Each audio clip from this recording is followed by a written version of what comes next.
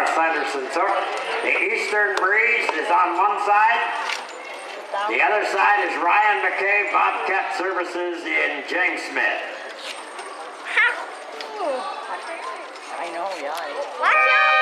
Ryan Galloway has the Dave Galloway Equine Health Services in Milford, and they are coming to the racetrack together. On the inside is Ryan Galloway with Dave Galloway's we got some hustle and bustle right there, and they are coming off that first turn.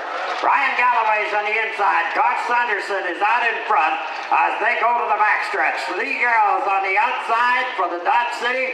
He is the second-year driver, and he's right in there with the veterans. As they go out there, Ryan Galloway is leading it now for Dave Galloway's Equine Health Services in Milford. Garth Sanderson's team has the Ryan McKay's Bobcat Services and Eastern Breeze as their sponsor.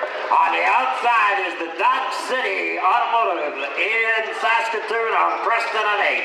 And Joe Rubensky has the Mardi Gras Band, and he is coming right through the middle here. As they come down to the finish line, give him a hand, ladies and gentlemen. Ryan Galloway's going to win this one. Lee Gareau is going to be